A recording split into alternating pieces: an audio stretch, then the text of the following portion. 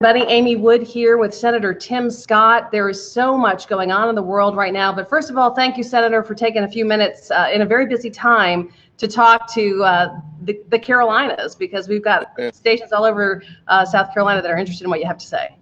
Thank you very much. It's good to be with you. We have been enjoying this time at home, i.e. speaking on Zoom calls, conference calls, virtual calls, Skype calls. We are doing it all right now, which is an exciting time to see the technological advancements that are coming our way as part of the silver lining of the COVID-19. That's right. Let's talk a little bit about what's been going on in the state of South Carolina really quickly to start off before we jump into all the things people care about: unemployment, stimulus checks. We're also going to talk a little bit about the Small Business Administration loans. That's really important to our local businesses. But let's begin with, are you wearing a mask? I mean, I'm sure South Carolinians are wondering, like, how are you going to the grocery store? Are you doing those kind of recommendations yourself? Yeah, it depends on the day of the week. To be honest with you, I'm not out often in grocery stores, to be honest with you. Okay. So I see my mother for lunch almost every day now. So I'm wearing a mask around her because I think at 76 years old, the really important part of the mask has more to do with you stopping spreading what you have than stopping from coming to you. So I think it's prudent to wear masks. I've worn it a couple of times in different grocery stores, or if I'm out at Lowe's. I wore one the other day at Lowe's. It just depends on the situation and circumstance, but typically if I'm walking in my neighborhood for my daily walk and I'm 5 feet from everybody, I don't have a mask on. But if I'm around folks where I have a scheduled appearance with people, parents, friends that are over the age of 70, I definitely have a mask on then. And does your mother have any wisdom for our time that we are in? Our elders always seem to have the best things to say about these things and put it in perspective. You know, she's 76 years old. She would yell at me for sharing her age, but she oftentimes reminds me to cast my cares upon the Lord. It's 1 Peter 5:7. She's pretty encouraged, almost encouraging all the time. But right now, I find her with a sense of optimism, with a little pep in her step, because she tells me that anytime you're in the middle of a tragedy or of a challenging situation, that means you're going to be coming out of it soon. And so her perspective is to realize that when you're the darkest of the night, that the day is coming, the morning is coming. So that's wisdom that I hold on to. All right, let's talk about some of the experience that is bringing people down a little bit, which is the whole unemployment situation. You know, we're at record unemployment across the country, here in South Carolina, of course. People want their unemployment benefits. They desperately want them because they're starting to like run out of all the food they stocked up on, and they have nothing to pay for the next meal with. So we're seeing big disclaimers on the South Carolina website where they're saying, you know, funds not available yet. We haven't heard from the Department of Labor about the implementation yet. So what do you know about when people can actually expect this system to kind of tick along a little better than it has? Yeah, so there's no doubt that our system here in South Carolina has been overwhelmed. The system has been shut down on a couple of occasions. The facts are the bill has been approved. The resources are flowing at this point. So my hopes is that while they're overwhelmed and dealing with more requests than they can process, that process will come quickly to an end. I spoke with some folks on a walk just a couple days ago who were first-time folks applying for unemployment. They said, "When do I go on?" We've been talking with folks at due for a while, and it seems like midnight to 4 a.m. is the time when folks got on. He got on at 4 a.m. and was very thankful that he and his wife had a chance to apply for unemployment. So that process is, I won't say that it's a fast-moving process, but once you're in the system, you can expect that the state's maximum of $326 for half your salary, and then the additional $600 from the federal government will be coming your way. Stimulus checks. Everybody's looking forward to those because that would certainly alleviate a little bit of this unemployment waiting game right now if the stimulus checks would show up. Do we know when people can expect to see those depositing in their accounts or showing up in the mail? Certainly. Secretary Mnuchin has been very clear that if you are waiting for it to come in the mail, you're probably waiting to July or August. If you are signed up for direct deposit, it could happen within the month of April. So it's really important. The last I spoke with him within the last 48 hours, I believe it was, and his thought is that those checks will start processing out as early as Monday of next week. So we are going to see checks hitting bank accounts if you're using the electronic transfer method. If you're not, then you need to sign up for it. You may want to go to the irs.gov to see if the information about signing up for the portal has been posted yet, because you'll be able to, even if you didn't receive a direct deposit from your 2018, and you probably haven't done your 2019 your taxes yet. But if you did it in 2018 and you had direct deposit for your refund, that's how you'll get this money. If you have that direct deposit, you need to do nothing. If you're a senior on Social Security, you too have the resources coming your way. But the same way that you get your Social Security is the same way that you'll get this check. So you should have to do nothing.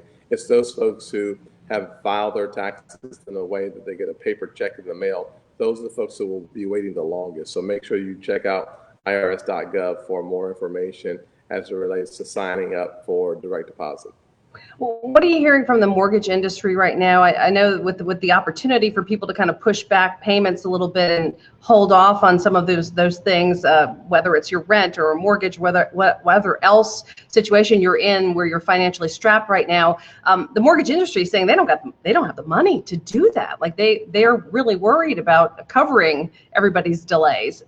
What's the answer for that? More stimulus? Well, I don't know that there is a direct answer for that. Basically, what the banks have the ability to do right now is, according to the Phase 3 legislation, if you have a federal component to your mortgage, about two out of three mortgages have a federal component to it, then you can defer your payments for up to 60 days, is my understanding. Unfortunately, on that the third payment that's due, you got to pay it all, is what some folks are saying. So that's not very helpful.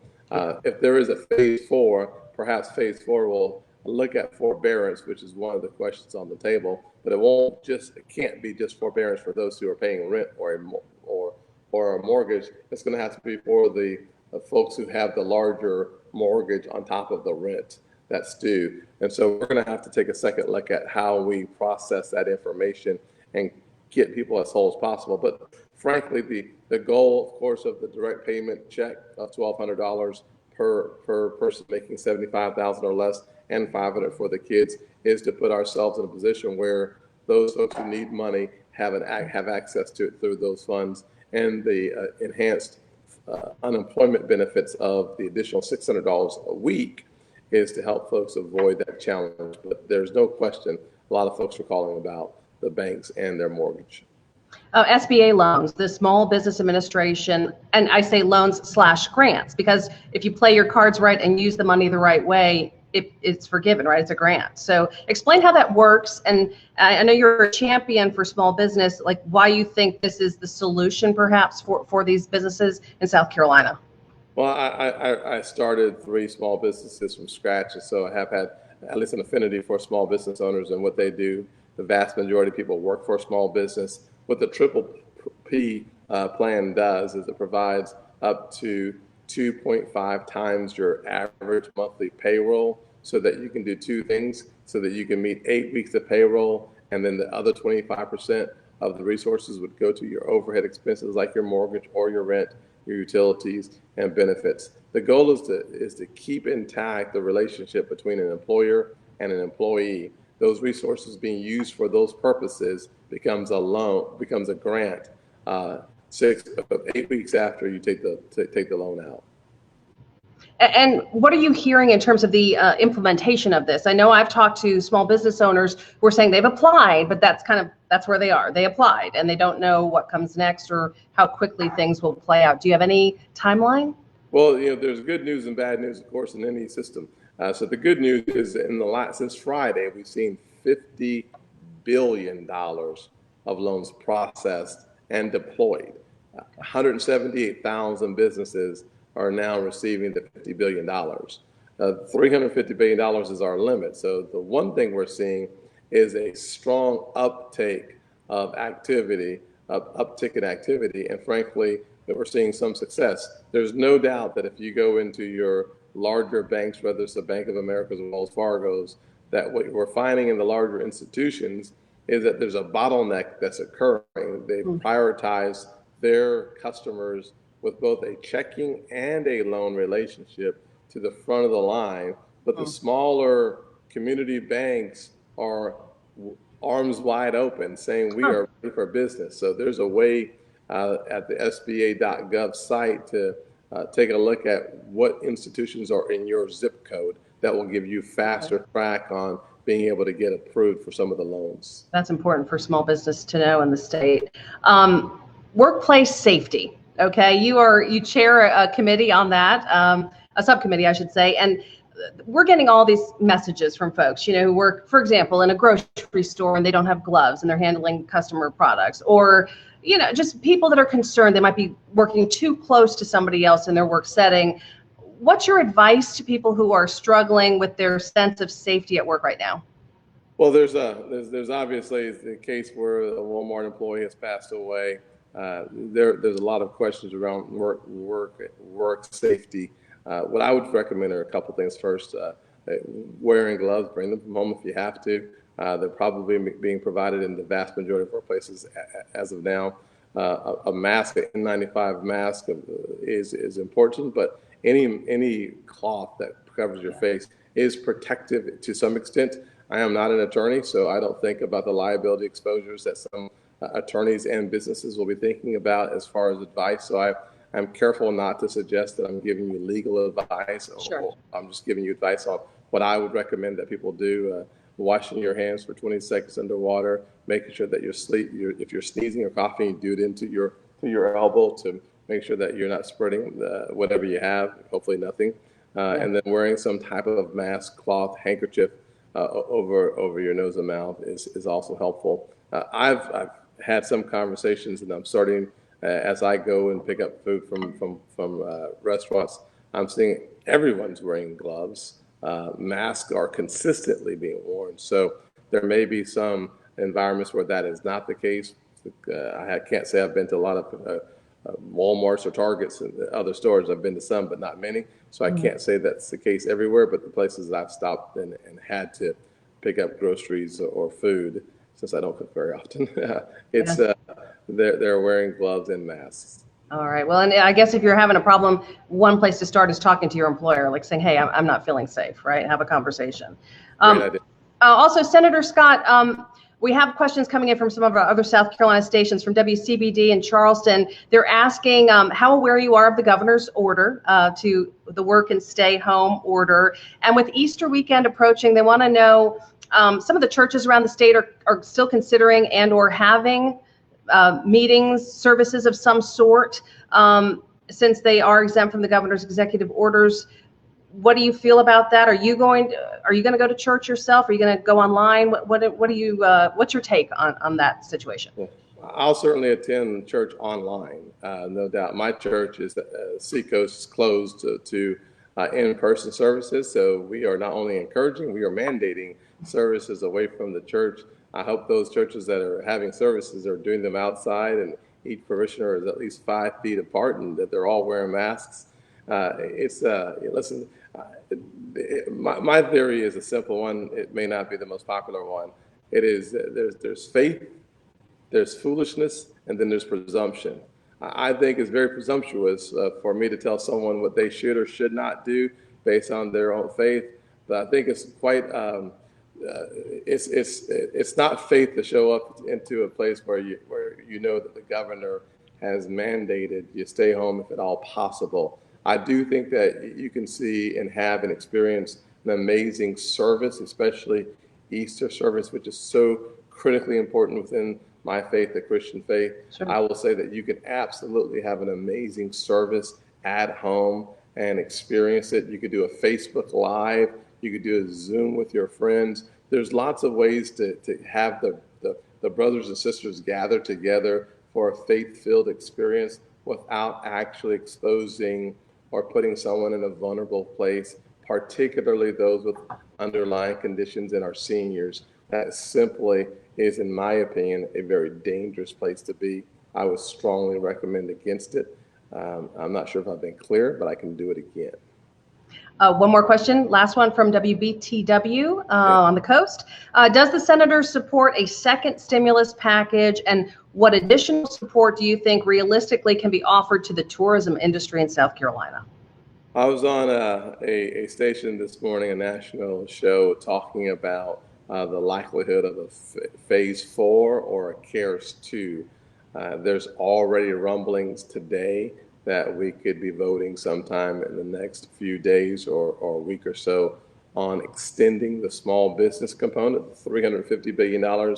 There could be $100 or $200 billion extension in the next several days, as we saw in just a few days, $50 billion being used up. The other things that would be a part of that process would likely be more help for our hospitals and our healthcare workers. There's no question that as we look around South Carolina, the impact is devastating. And I mean that because we're asking hospitals to not do those things that can bring in resources while they wait for the coronavirus to hit in certain areas.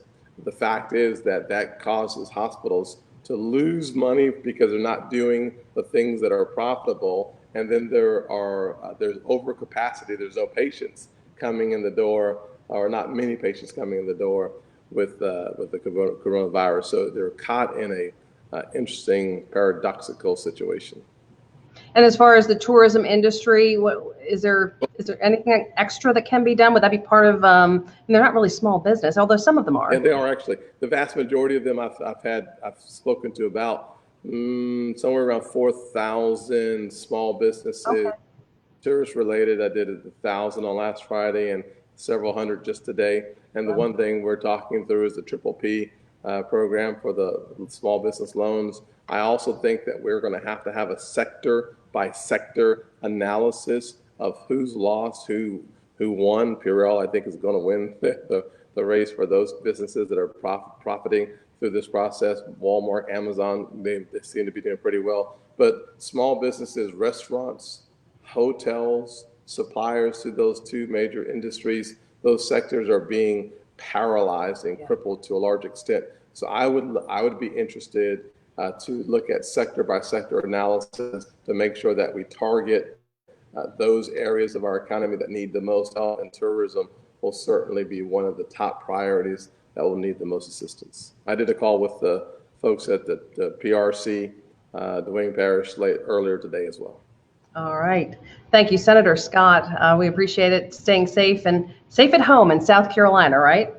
That's the longest time I've been at home in 10 years. Wow. So it's a blessing to be here, but we are busy, and it is good to be home during a crisis.